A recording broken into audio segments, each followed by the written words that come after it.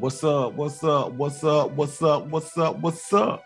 This your boy 2 Cups Shawty, man. Welcome to this week's episode of 2 Cups of Truth. As usual, you know who I got here with me. I got the queens of the court, starting off with D Royale, the serial rebel. Welcome to a show where you can come and get the whole truth, nothing but the truth, so help my rants. This is your girl D Royal, the serial rebel, coming to you live and direct from Hot Atlanta. And you know who up next. I got Lady X. Hey, the often imitated, never duplicated Lady X. She floats like a butterfly and sings off key. Lady X, that's me. What say you in the building, man? Let's go. Let's get this. Living every day under the threat of death, I feel discouraged sometimes. Living every day under extensive criticism, even from Negroes, I feel discouraged sometimes. Listen, two cups, like ice. All right.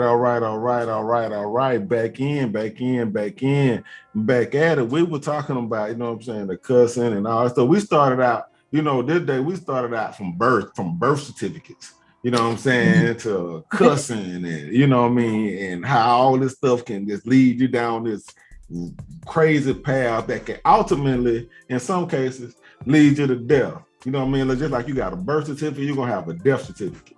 So, you know what I'm saying? And nobody got to sign your death certificate but the coroner. Like, that person don't even know you. Mm-hmm. You know what I'm saying? So, but in death, though, like, a lot of times, we internalize death wrong. Sometimes, like, death, people look at death like I'm always like, I don't like pain. I'm afraid of dying a certain way. You know what I mean? Like, Like, am I afraid of death? I can't really say I am or I'm not. But death is something that we deal with, right? Right. So, but then I done seen some beautiful funerals. I done seen some funny funerals. So I'm just interested, you know what I'm saying? Especially for you, I'm like the funniest funeral you went to. Like, what? Like, what's the funniest thing you'd have seen at a funeral? What you like, bro? What funeral you went to? You were sad, but you couldn't help but just bust out laugh. Like, I honestly can't think of one. I really can't. If there's anything, it would probably be. I have no idea. Probably dress attire, something that somebody wore, or probably how a wig was sitting on someone's head, something to that degree. But I don't think I've ever just bust out laughing at a funeral. I know. Hey, I know Lady X have. Lady, give me one, Lady X. Okay. No, I can't even do it. Give me one. Y'all are different people. Y'all different. Go ahead. Give me one. Listen, my sentiments exactly, because, okay, let me just start by saying this. Everybody don't attend a funeral for the same reason, okay? Period. Just like with the whole situation of death is sometimes very selfish. Oh, I need this person here. I wish he was still here, blah, blah, blah. Or, they've gone on to a better place and, you at peace. So what's to eat? You know what I mean? Like stuff like that. But man, oh man, I just, for me, more so it's the intentions or when people's true intentions show through. You know what I mean? Yeah. So I was watching, me personally, I'm more so of a logical thinker. Even when it is somebody close to me, I grieve, I will miss, but I don't put my selfishness, and I'm just speaking for me. I'm not speaking for anybody else. I don't put my selfishness on it. Absolutely, am I going to miss this person? Yes, indeed. But would I rather them be here and be in pain like you specified? Absolutely not. You know what I mean? Right, so I really truly believe that they're out of pain, they're in a better place, and things of that nature. But you got some folks who don't mind. Okay, so let me say this, because I was just about to go to TikTok, right? What is with the now trend of going live on Facebook at funerals, recording, taking out your phone, recording, taking pictures and things of that nature. Is it me or is this a new thing that I'm just really, really not comfortable with? Man, it's just decent. I think this social media has just desensitized everything and everybody. Yeah. Absolutely. You know, because you want to post a dead body. And literally do. And you know, I was scrolling, and there was literally a picture of a guy in the casket, and I'm like, no, you didn't do it. Yes, they did. Yes, they did. And they probably don't even know them folks. I think it goes back to mental health issues once again. Things that you just don't see inside people. When you look at people, they don't light up because they might have something going on mentally with them. You know what I'm saying? Yep. So some people are fascinated by death. Some people are fascinated with things that would just make us cringe, you know, and social media has now given them the ability to kind of come out and show these things. So there was a mother, a young lady who had a baby, and the baby miscarried. But she still had to birth the child. Well, I don't know how this young lady got her hands on the baby to keep the baby, but she was doing social media videos with this dead child. Dead child. And you know, it was on for quite a while on TikTok. So I don't know how that was allowed for that to have happened, how she was allowed to have kept the carcass. I don't know how, you know. So you mean she was handling the now deceased baby like a doll? Basically. Like a doll, dancing with the baby, showing the baby, dancing and things like that. So, yeah, you know, and that could be somebody that descended in mental health herself. Yeah, that's definitely a cry for help. But you better be glad I would have reported the hell out of that. Right, but exactly.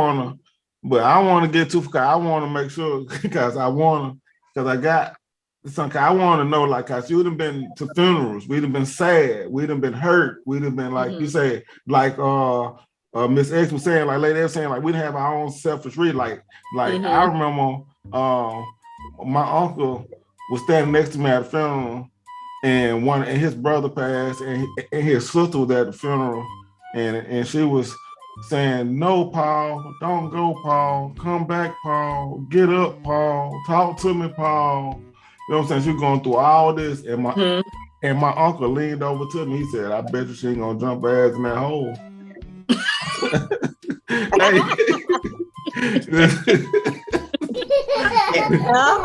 So it was crazy. So then I was like, man. So that was like, you know what I'm saying? So it's always something funny at the funeral. Like, I don't know if it's just with my mind. Maybe I'm crying out for help. And then my mind, so I went to another funeral. My other cousin had passed away, and Miss Schamberger was on my, you know how people, they be like, you know, first we protect the guilty, boo. Protect the guilty. Hey, don't forget. Hey, that's right. And she's like, hey, and we, you know, and we're gonna have words from the family and friend, you know, they going down, you know, the agenda. And she was trying to tell somebody something, and she had messed around and took the mic from her mouth and put it behind her back. And while she was talking to somebody, she messed around and let one go on the mic. Oh Lord! Okay. I'm talking about now. How do you deal with it at a funeral? Like, how, you know what I'm saying? Like, you know, this lady, like, do you keep your composure? What happened? Let me tell you, I had that program at 10 and 2 at all times, and then you know. I think you should react how you normally would react. Oh goodness! Bring up your pearls, gasp and bring up your pearls. But you know what? Okay, I'm gonna come back now. The funniest thing I think I've ever experienced at a funeral is horrible singing. Like, you know, when we about to have a piece performed Bible, you know, this is dear to his heart and blah, blah, blah. And all you can think of is, oh my God, how long is this song? Right. That's the worst thing. Like, listen, that is the worst thing. And then people, you know, the old folks are, you know, they trying to help. They trying to help. No, they're trying to help. Right. Hey, who put this person on the program? Like, I'm talking about you start having questions. I'm talking about you at a person's funeral And you have a question like, who did this? Who put them on the program? Who know them? The worst encouragement for that, that person butchering that song is take your time. Like, you know what I mean? You got it. Take your time. Hey, for real. Take your time. Because you might take your time now. Oh, boy. Oh, my gosh. So, man, but it'd be some funny funerals. Like the best funeral I witnessed, and when this comedian passed away, his name was Skull Bubble, and when Skull Bubble passed away, this funeral was fun. I said, you know what? I'd never seen a funeral that I went to say, this is it. This how I want to go. This. Oh Lord! Like let all the comedians come real. You know what I'm saying? Let them come do their thing. Let them tell their jokes over me. Let them tell, you know what I mean? Like this was the best home. I mean, like you left that from and you was happy. Mm-hmm. You wasn't sad. I mean, like you represented a life, man. You walked out of there, you know what I'm saying? Like you paid your respects. And I mean, like, and I felt like that's what it, we sad, it's sad for that, that this person passed and you're gonna miss them and whatnot. But when you really represent a person, man, you should leave a funeral feeling good. And you know what I mean? I don't want nobody to come to my funeral and leave feeling bad, because that's not what I represented. Right. That's the only thing, like, I think that we should be breaking out of those regular traditions that you have to wear black to the funeral, or that, people need to be contrived and fall out and fall into the casket and like we have to be able to celebrate. And no eyelashes at my funeral. Like no. I think that should be like, you don't want to change that. Like you don't want, like, people shouldn't wear eyelashes. No, what the eyelashes got to do? Because they get to crying and they don't know that they leaning or they the halfway came out. Oh goodness. Don't wear the eyelashes to like that's eyelashes. I think so you want that circulated in the text that tells everybody the time and information. No eyelashes. No eyelashes. I think we can leave those out. But I think that we should be celebrating life and celebrating people had been here. That's why I find it hard to go to funerals myself. I don't like that feeling I walk away with. Right, and I agree, and that, and I think we definitely got to do better as a people at having conversations with our young about death and what it means, and the transition of life and what it means. So when it comes around, they won't be so thrown off. You know what I mean? Like for a child, or you lose a parent, could really just derail them if they don't really understand, and that parent hadn't prepared them to go on without them. The best thing that a child could do is be born, because if you lose your parent and you have a child, see, you have to be strong. You have to go on. Children give us more strength. Children help us through more things than we probably give them credit for. Right. You know what I mean? Because they won't be. Children have made some people be successful. Like, because I see teenage mothers or teenage fathers and people like, oh, they got a trip, but they probably needed that baby because that baby made them get their mind right where they're gonna go to school and get a job and do what they need to do. You know what I'm saying? But without that baby, they probably will head down the path of destruction. So so I don't believe that's like a lot of times you have a baby young, like that's the worst thing could have happened to you. I believe in some cases that's probably the best thing that happened to you. Absolutely. A baby changes everything. Absolutely. Yeah, there's definitely blessings. In relation to teaching our children how to better cope with transition and death in that way, I've always believed in getting pets or having a pet, even if it's a goldfish, so that child can understand life, the life cycle, and when it does transition and come to an end. So I think that the best way to help our kids understand that in a smaller capacity, not with a parent or family member, but is with a pet. I absolutely agree with that, DRL. Absolutely. My firstborn was over my cat. Yeah. But but it, like you said, it helps. You know what I mean? And what do you guys think about, I know a person who is literally 30 years old who has never been to a funeral before. And that stems from the fear of the unknown, because what you have not attended or, have not witnessed, you don't, know, right? So, but that came from the mom sheltering her from going to a funeral, you know what I mean? Or even when it was somebody close to us and blah, blah, blah, what have you. She would shield her from that. And so she just grown into having, I guess at this point it's a phobia, right? Because she's definitely her 30 years know people who've passed. Yeah. So, but she will not attend a funeral. So what did you guys take on that? What say you? Well, it's gonna be rough on her. I'm about to say, I think she's been kind of set up for a rough ride. Especially the older she is. The older she is, the less value she'll have for certain things. And then the people that are more valuable to her, the older they're getting. Absolutely. And when they transition, if everything happens in natural order, how is she going to cope?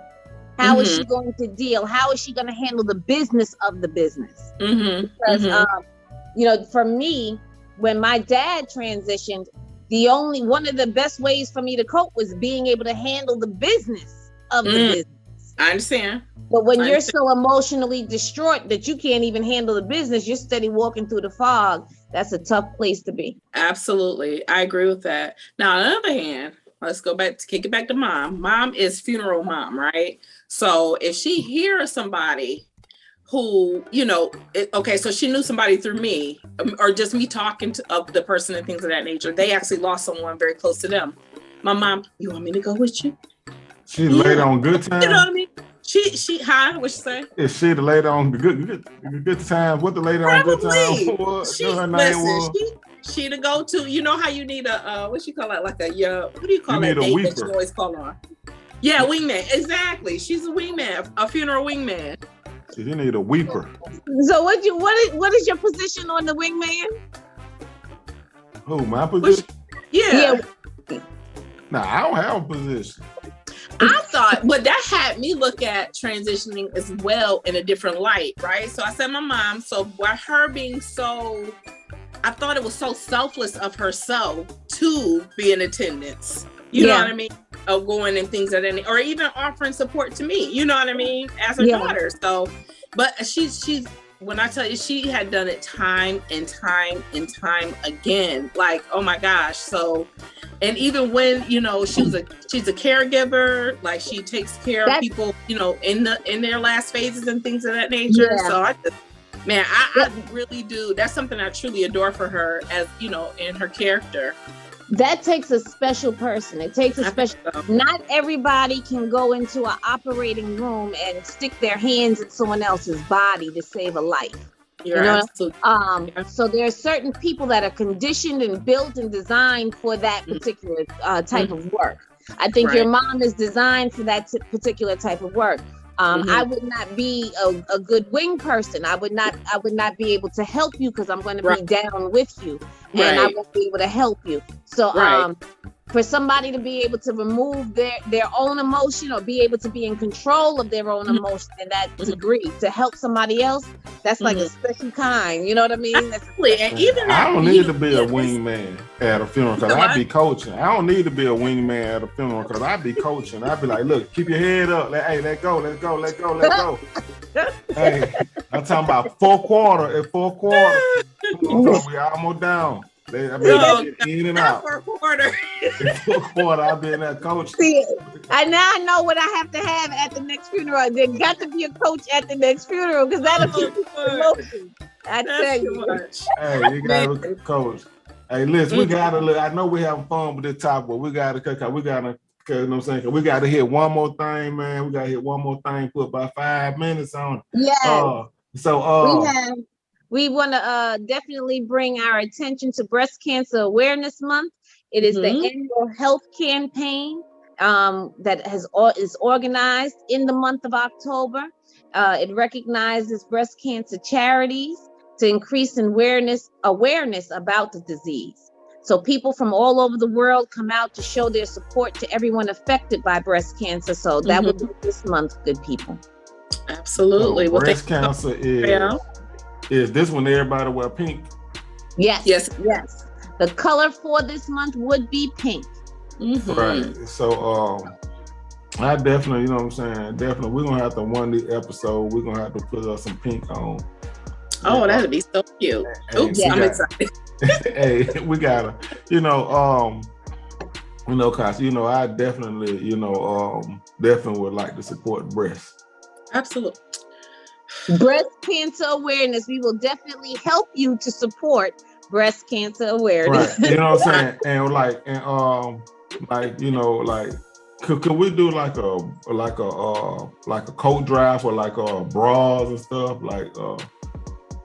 like how people don't wear used, cause women don't wear used bras and stuff. Do it like that. Cause they go to the Goodwill. Like, cause what do women do with their old bras? Like they throw them in the trash. They don't give them away. No, they go in the garbage. Right. So cause women like be tripping. Like I guess bras cost a lot of money. They do. The bigger you are, the more they cost. Right, they cost a lot of money, and and I understand why they wear them multiple days, and they don't want nobody to know that they wear them multiple days. Because I done been, because I have lived with a few women in my lifetime, and I just happen to notice they'll come home from a hard day work, and you know what I'm saying, and get ready to take their shower, take their bra off and hang it on the doorknob.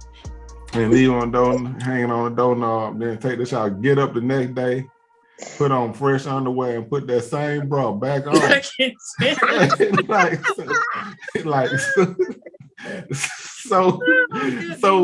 So like if this is like, and then they want to, then they be trying to act like they so clean. And I don't know where you're going with this. I don't even know how you want us to stop. Wherever you go, pull over and park it.